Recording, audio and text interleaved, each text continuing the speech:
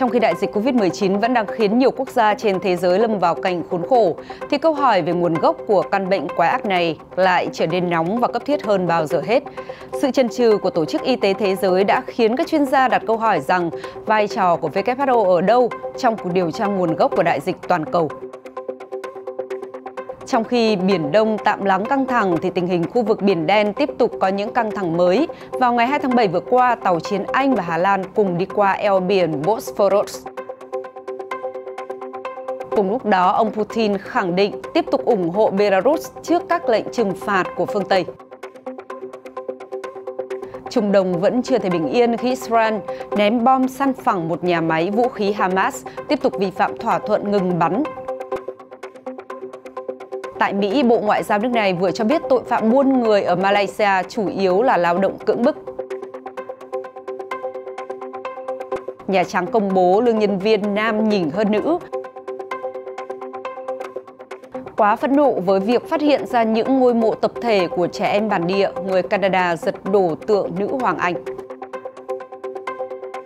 Các thông tin đáng chú ý khác, vaccine Covid-19 Johnson & Johnson có hiệu quả trước biến chủng Delta. Pháp và Mexico ký thỏa thuận chống buôn bán cổ vật. TikTok cho phép up video có thời lượng lên đến 3 phút. Quý vị đang đến với FBNC Thế giới hôm nay. Thưa quý vị, theo AP News, trong lúc Tổ chức Y tế Thế giới WHO vạch kế hoạch cho giai đoạn điều tra tiếp theo về nguồn gốc Covid-19, ngày càng nhiều nhà khoa học cho rằng căng thẳng chính trị giữa Mỹ và Trung Quốc khiến cuộc điều tra của cơ quan này không thể tìm ra câu trả lời đáng tin cậy. Thậm chí nhiều chuyên gia cho rằng WHO không có nhiệm vụ và cũng không nên tham gia điều tra nguồn gốc đại dịch Covid-19.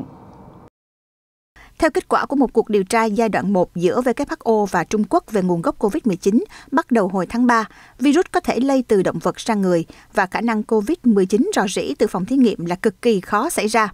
Giai đoạn điều tra tiếp theo có thể xem xét những ca nhiễm trên người đầu tiên hoặc xác định chính xác loài vật khiến virus lây sang người, có thể là dơi hoặc một loài trung gian khác.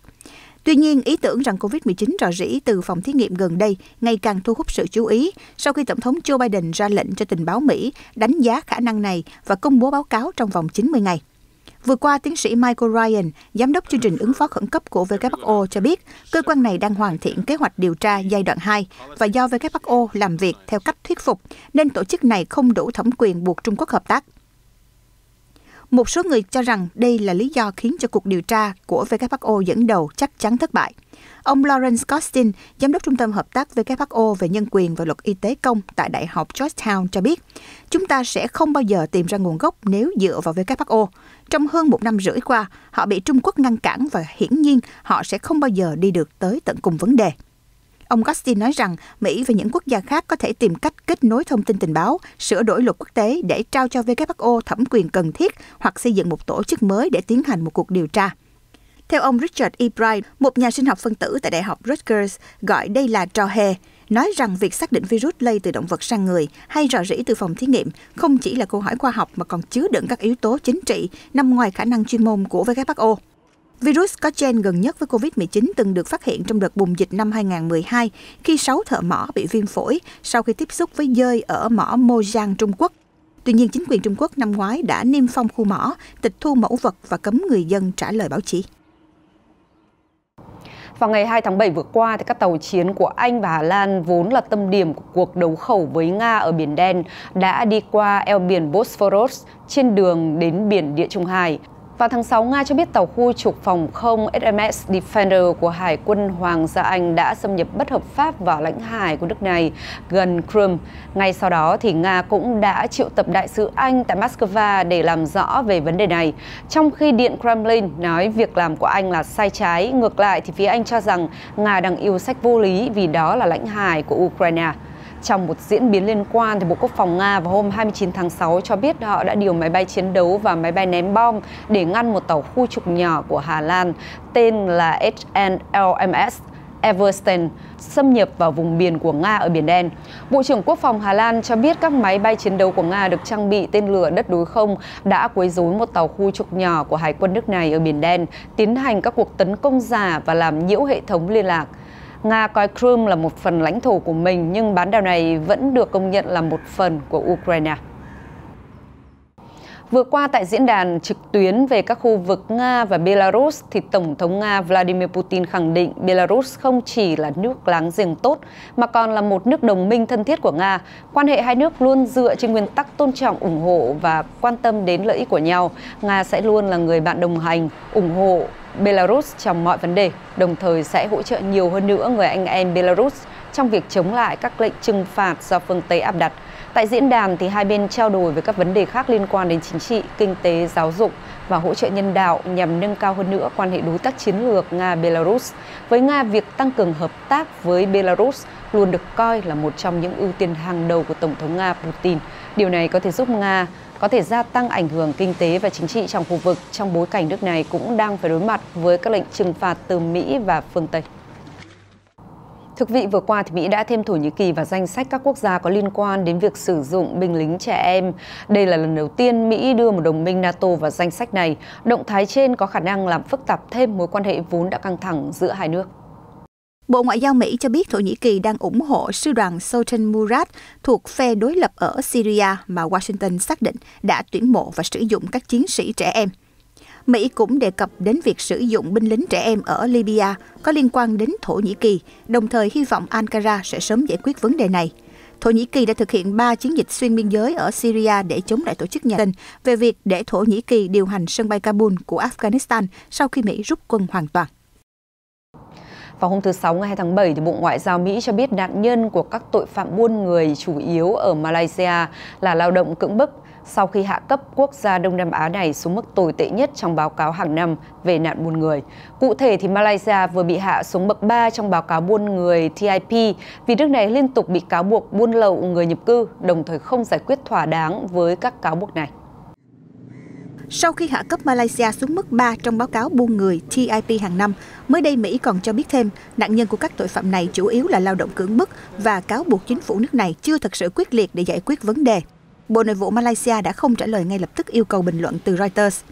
Trong một cuộc hội đàm qua điện thoại với các phóng viên, quyền giám đốc văn phòng chống buôn người của Bộ Ngoại giao Mỹ Carrie Johnstone cho biết phần lớn nạn nhân buôn người ở Malaysia là lao động nhập cư, trong đó ước tính có khoảng 2 triệu người có giấy tờ tùy thân và một số lớn là không có giấy tờ.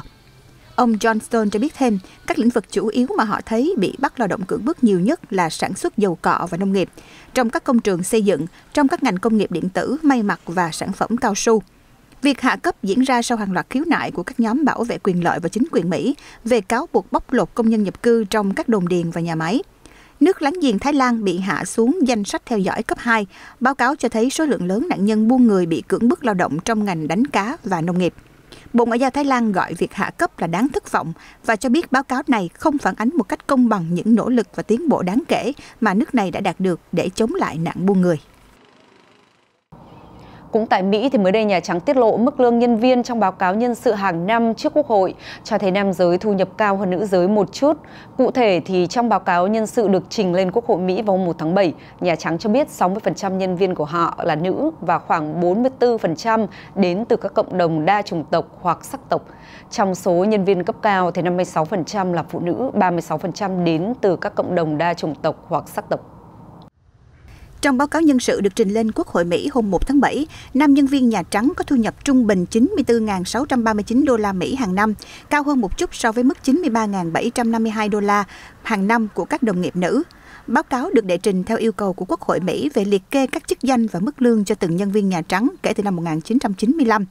Chánh văn phòng Ron Klain, phó chánh văn phòng Jen O'Malley Dillon, cố vấn kinh tế Brian Deese, cố vấn cấp cao Mike Donnellan, cố vấn Steve Ricciardi, giám đốc các vấn đề lập pháp Louis Terrell, thư ký báo chí Jen Psaki và cố vấn cấp cao Neera Tanden là những người có thu nhập cao nhất tại Nhà Trắng, với mức lương tối đa hàng năm là 180.000 đô.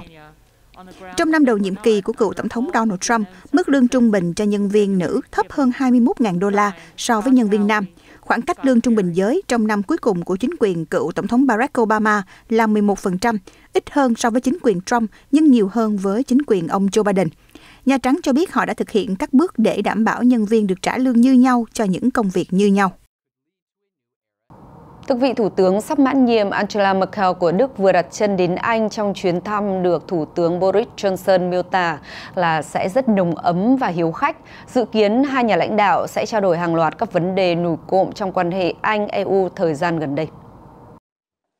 Chuyến thăm của Thủ tướng Đức tới London cũng là cơ hội để Berlin xem lại và củng cố mối quan hệ với đối tác thương mại lớn thứ hai của mình sau nhiều năm sóng gió liên quan đến vấn đề Brexit. Thủ tướng Anh Boris Johnson dự kiến sẽ đón tiếp bà Merkel tại dinh thự ở Turkos và tiến hành trao đổi trên hàng loạt các lĩnh vực, trong đó có cả chuyện đi lại trong thời kỳ đại dịch. Bà Merkel nhiều lần thúc giục EU siết chặt hơn với những công dân từ Anh vì tiềm ẩn nhiều nguy cơ lây nhiễm COVID-19, nhất là biến thể Delta. Văn phòng Thủ tướng Anh cho biết bà Merkel sẽ là lãnh đạo đầu tiên có bài phát biểu trước nội các sau Tổng thống Bill Clinton năm 1997, khi đó được Thủ tướng Tony Blair mời. Phát biểu trước chuyến thăm, Thủ tướng Boris Johnson ca ngợi tầm ảnh hưởng của bà Merkel, người sẽ từ chức sau ngày 26 tháng 9 tới, và nói bà có những đóng góp lớn lao cho quan hệ song phương trong thời gian cầm quyền. Vừa qua, một bức tượng của nữ hoàng Anh Victoria ở Canada đã bị lật đổ trong bối cảnh người dân ngày càng phẫn nộ với việc phát hiện ra những ngôi mộ tập thể của trẻ em bản địa. Một nhóm người đã tập trung trước cơ quan lập pháp tỉnh Manitoba ở thành phố Winnipeg vào hôm Quốc khánh Canada ngày 1 tháng 7 để kéo sập bức tượng này. Tại Canada, do quá bức xúc với việc phát hiện hơn 1.100 ngôi mộ tập thể của trẻ em bản địa, một nhóm đã giật đổ tường nữ hoàng Anh trước cơ quan lập pháp của tỉnh Manitoba ở thành phố Winnipeg ngay ngày Quốc khánh 1 tháng 7. Nhóm người này mặc áo màu cam để tôn vinh những đứa trẻ da đỏ bản địa bị buộc phải đến trường nội trú. Họ cũng in dấu tay màu đỏ khắp bức tường và bệ tường rồi để lại một tấm biển có nội dung: "Chúng ta cũng từng là trẻ em, hãy đưa những đứa trẻ về nhà." Một bức tượng nhỏ hơn của nữ hoàng Elizabeth II ở phía đông khuôn viên cơ quan lập pháp tỉnh Manitoba cũng bị lật đổ. Cả hai vị nữ hoàng này đều là biểu tượng cho thời kỳ Canada là thuộc địa của Anh. Ít nhất 150.000 trẻ em người dân bản địa đã bị buộc phải rời xa gia đình và đến các trường nội trú trong hơn một thế kỷ qua, từ thế kỷ 19 đến cuối những năm 1990. Đây là chiến dịch của chính phủ nhằm buộc trẻ em phải hòa nhập vào xã hội Canada. Những đứa trẻ này bị cấm nói tiếng mẹ đẻ hoặc thực hiện các hoạt động văn hóa của dân tộc. Chuyển sang một số thông tin về dịch bệnh, vào ngày 2 tháng 7 vừa qua, thì Thủ tướng Scott Morrison cho biết Úc sẽ giảm một nửa số lượng khách quốc tế đến nước này để giảm bớt áp lực đối với hệ thống kiểm dịch tại khách sạn của mình, trong bối cảnh quốc gia này chiến đấu để ngăn chặn sự bùng phát của biến thể Delta. Úc sẽ chỉ tiếp nhận khoảng 3.000 khách du lịch nước ngoài và việc hạ giới hạn sẽ được hoàn tất vào ngày 14 tháng 7. Thủ tướng Morrison cho biết nội các nước Úc cũng đã đồng ý về một lộ trình bao gồm 4 giai đoạn để mở cửa trở lại nước Úc dựa trên mức độ tiêm chủng. Thủ tướng Úc cho biết trong chiến lược này, việc tiêm vaccine là yếu tố then chốt. Sau khi trở thành một trong những quốc gia thành công nhất trên thế giới trong lúc đối phó với dịch Covid-19 giai đoạn chưa có vaccine, với số ca bệnh và tử vong ở mức thấp, giờ đây Úc đã chuẩn bị sẵn kế hoạch cho giai đoạn mới với hy vọng nước này sẽ từng bước mở cửa biên giới một cách an toàn để vừa khống chế được dịch bệnh vừa đảm bảo phát triển kinh tế. Thưa quý vị, mới đây thì hãng dược Johnson & Johnson của Mỹ cho biết vaccine của hãng này tạo nên phản ứng miễn dịch mạnh mẽ và kéo dài chống biến chủng Delta và những biến chủng Covid-19 khác. Dữ liệu cho thấy phản ứng miễn dịch sau khi tiêm vaccine Johnson & Johnson kéo dài ít nhất là 8 tháng. Bên cạnh đó thì số liệu xác nhận mức hiệu quả 85% và có thể ngăn chặn nguy cơ bệnh trở nặng đến mức nhập viện và tử vong do Covid-19.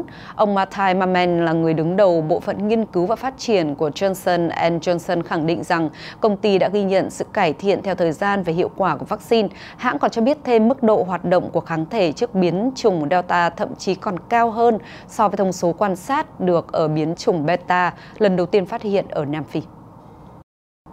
Vừa qua, thì chính quyền Thụy Sĩ thông báo sẽ mua 36 chiến đấu cơ F-35A của Lockheed Martin với giá 5,5 tỷ đô la Mỹ và 5 hệ thống Patriot của Raytheon với giá 2,1 tỷ đô la Mỹ. Các nhà thầu của châu Âu như Airbus, Dassault hay Aerosam đã bị nhà thầu Mỹ đánh bại trong thương vụ này. Lực lượng phòng không hiện nay của Thụy Sĩ được cho là sẽ hết vòng đời vào năm 2030 và nước này đã tìm kiếm các hệ thống thay thế trong cả chục năm qua. Thụy Sĩ hiện có khoảng 30 chiến đấu cơ FA-18 và một số máy bay F-5 Tigers đã hoạt động trong 40 năm qua và không được trang bị để bay đêm. Tuy là một nước trung lập, tuy nhiên nhiều nhà quan sát cũng cho rằng Thụy Sĩ cũng cần phải có năng lực tự vệ để không dựa dẫm vào nước khác. Trong khi đó, các tổ chức phản đối cho rằng kế hoạch mua vũ khí này là đắt đỏ và không cần thiết. Thưa quý vị, theo CNN, thì khi Thủ tướng Ethiopia Abiy Ahmed nhận giải Nobel Hòa bình vào năm 2019, ông được ca ngợi là một nhà kiến tạo hòa bình trong khu vực. Giờ đây, ông lại đang quản lý một đất nước đang chìm trong một cuộc nội chiến kéo dài, mà nhiều người cho rằng cuộc nội chiến này mang dấu ấn của tội ác diệt chủng và có khả năng gây bất ổn cho cả khu vực châu Phi. Vào tháng 11, Thủ tướng Ethiopia Abiy Ahmed ra lệnh tấn công quân sự ở khu vực phía Bắc Tigray và hứa rằng xung đột sẽ được giải quyết nhanh chóng. 8 tháng sau, cuộc giao tranh đã khiến hàng nghìn người thiệt mạng, khiến hơn 1,7 triệu người phải chạy trốn, làm gia tăng nạn đói và làm phát sinh làn sóng bạo lực. Ethiopia đã phải vật lộn với những thách thức kinh tế, sắc tộc và chính trị rất lâu trước khi mối thù giữa ông Abiy và đảng cầm quyền cũ của khu vực, đó là Mặt trận Giải phóng Nhân dân Tigray (TPLF) bùng phát. Cuộc chiến là đỉnh điểm của việc leo thang căng thẳng giữa hai bên và là cuộc đụng độ thảm khốc nhất trong số những cuộc đụng độ dân tộc chủ nghĩa gần đây ở quốc gia đông dân thứ hai châu Phi. Kể từ khi xung đột bắt đầu, chính phủ Ethiopia đã kiểm soát các phương tiện liên lạc và truyền thông, phong tỏa Tigray một cách triệt để. Trong bối cảnh âm mưu đó, việc hiểu chính xác những gì đang diễn ra trong khu vực thường rất khó khăn. Vừa qua, thì quân đội Israel đã ném bom một nhà máy sản xuất vũ khí của Hamas ở dải Gaza để đáp trả việc nhóm vũ trang của người Palestine thả khinh khí cầu mang chất gây cháy sang lãnh thổ Israel. Đợt tấn công được quân đội Israel thực hiện vào hôm 1 tháng 7. Và Israel khẳng định rằng cơ sở bị tấn công ở dải Gaza là nơi mà nhóm vũ trang Hamas của người Palestine sử dụng làm nơi phát triển và chế tạo các mẫu vũ khí dùng chống lại Israel. Quân đội Israel phát thông báo cuộc tấn công được thực hiện để đáp trả các cuộc tấn công bằng bom bay mang chất gây cháy vào lãnh thổ Israel. Quân đội Israel sẽ đáp trả với quyết tâm chống mọi âm mưu tấn công từ dải Gaza. Hiện chưa có báo cáo về thương vong sau vụ việc. Đây là lần đầu tiên trong vòng 2 tuần qua Israel tấn công Hamas. Trước đó, các ngày 18 và 16 tháng 6, Israel đã không kích các mục tiêu ở dải Gaza, cũng vì nhóm vũ trang của người Palestine thả bom bay gây cháy sang Israel. Trong cả hai đợt tấn công này của Israel, Hamas không bắn rocket đáp trả. Các vụ không kích quyết liệt của Israel cho thấy thái độ cứng rắn của tân thủ tướng Israel Naftali Bennett, người được cho là có quan điểm bảo thủ hơn nhiều so với người tiền nhiệm Benjamin Netanyahu và không có ý định hòa giải với Palestine. Vừa qua, thì Mexico và Pháp đã ký một thỏa thuận hợp tác chống buôn bán các đồ vật lịch sử, bước quan trọng đối với việc khôi phục và bảo vệ di sản văn hóa của Mexico. Phát biểu tại lễ ký thỏa thuận ở Paris, các ngoại trưởng Mexico Marcelo Ebrard và của Pháp Jean đã thừa nhận rằng hai quốc gia có các đạo luật khác nhau về tài sản văn hóa, nhưng sẽ cùng hợp tác để chống buôn bán các tác phẩm nghệ thuật. Ngoại trưởng Marcelo Ebrard cho biết thỏa thuận bao gồm các cơ chế để ngăn chặn việc thương mại hóa, vốn là bất hợp pháp, các hiện vật quan trọng đối với di sản văn hóa và lịch sử của Mexico. Trước đó, Mexico đã đệ đơn khiếu nại lên chính phủ Pháp phản đối một cuộc đấu giá lớn các tác phẩm điêu khắc tiền Tây Ban Nha và các hiện vật lịch sử khác tại nhà thi đấu Tristigi chi nhánh Paris. Các nhà đấu giá ở Paris thường bán các đồ vật bản địa đã có mặt trên thị trường nghệ thuật, bất chấp sự phản đối của các nhà hoạt động văn hóa. Sau 2 năm không dính dáng đến boxing, thì tay đấm huyền thoại của Philippines đang rất háo hức chờ ngày tái thượng đài. Rất có thể sẽ là trận đấu cuối cùng trong sự nghiệp của anh, sau đó sẽ chuyển qua một lĩnh vực khác là chạy đua chức tổng thống. Manny Pacquiao là nhà vô địch boxing thế giới và là một tay đấm huyền thoại. Anh có hàng triệu người hâm mộ ở quê nhà Philippines. Anh sẽ có trận đấu với tay đấm người Mỹ Errol Spence ở Las Vegas vào ngày 21 tháng 8 tới. Pacquiao trở lại sàn đấu sau thời gian dài vắng mặt. Đây cũng có thể là cơ hội để anh chứng tỏ mình vẫn còn mạnh mẽ dẫu ở tuổi 42, tuổi mà nhiều người đã treo găng. Tuy nhiên, đây cũng có thể là dịp để anh ghi bàn thắng cuối cùng trước khi bắt tay vào cuộc đua cho chức tổng thống Philippines vào năm sau. Pacquiao hiện là thượng nghị sĩ đại diện cho thị trấn quê nhà General Santos. Trong một lần phỏng vấn với AFP, anh nói: "Tôi là một chính trị gia. Mọi chính trị gia đều mơ ước sẽ vươn lên vị trí cao hơn. Tôi sẽ công bố quyết định của mình vào thời gian phù hợp, có thể là sau trận đấu sắp tới." Hiện nay, Philippines có một nền chính trị không đủ mạnh mẽ và nhiều thế hệ tổng thống bị chê là không có năng lực. Theo các nhà quan sát, nếu Pacquiao chạy đua chức tổng thống, anh sẽ là một ứng cử viên rất sáng giá. Một số thông tin về kinh tế, thưa quý vị, theo Nikkei Asia, thì hai tập đoàn công nghệ Apple và Intel có thể sẽ là những khách hàng đầu tiên sử dụng chip thế hệ mới của hãng điện tử khổng lồ Đài Loan TSMC, dự kiến kế hoạch sẽ được triển khai vào năm sau, năm 2022. Apple và Intel được cho là đang sử dụng loại chip được thiết kế bởi TSMC sử dụng công nghệ 3 nanomet. Phiên bản thương mại của loại chip này dự kiến sẽ ra mắt thị trường vào nửa cuối năm 2022. Đây là chip thế hệ mới nhất, sử dụng công nghệ hiện đại nhất, được dự đoán sẽ có những công dụng mạnh mẽ nhất và đa dạng nhất sau khi phát hành ra thị trường. TSMC là nhà sản xuất chip lớn nhất Đài Loan và nằm trong top đầu thế giới.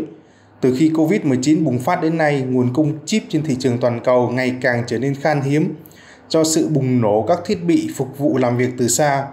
Các ông lớn sản xuất chip đang tích cực chạy đua để đổi mới công nghệ để tăng năng lực sản xuất nhằm đáp ứng nhu cầu đang rất lớn của thị trường. Lạm phát của Hàn Quốc tiếp tục đạt hơn 2% trong tháng 6 2021. Đây là tháng thứ 3 liên tiếp tỷ lệ nằm ở con số trên và thuộc hàng cao nhất trong 9 năm qua. Điều này đang gây áp lực lớn cho các nhà hoạch định chính sách tiền tệ, rất có thể phải tăng lãi suất trong thời gian tới. Theo số liệu của chính phủ Hàn Quốc, giá cả trong tháng 6 năm 2021 đã tăng với 2,4% so với cùng kỳ năm ngoái, ít hơn một chút so với các nhà phân tích dự báo là 2,5%. và so với mức tăng tháng 5 là 2,6%, con số tăng cao nhất kể từ tháng 4 năm 2012. Các mặt hàng tăng giá nhiều nhất là nông sản, chăn nuôi, thủy sản, ước tính tăng khoảng 10,4%, trong khi xăng dầu tăng khoảng 19,9%. Chuyên gia kinh tế Kim Yong-jin từ công ty đầu tư và chứng khoán Asian cho biết, sắp tới sẽ có các lễ hội như Chuseok và thời tiết chuyển sang gió mùa, nên giá thực phẩm sẽ tiếp tục tăng, lạm phát sẽ tiếp tục ở mức trên 2%. Kế hoạch bổ sung ngân sách của chính phủ sẽ tạo ra thêm các mảng dịch vụ và tăng thêm nhu cầu mua sắm. Vào ngày 1 tháng 7 vừa rồi, chính phủ Hàn Quốc công bố gói tài chính trị giá 29 tỷ đô la nhằm trợ giúp cho những người bị ảnh hưởng bởi Covid-19, trong đó có cả các bà nội trợ. Thống đốc Ngân hàng Trung ương Hàn Quốc Lee Jeong-jong tuần trước cũng cho biết cơ quan này sẽ nới lỏng các chính sách tiền tệ từ nay đến cuối năm nhằm mục đích giảm lạm phát lại.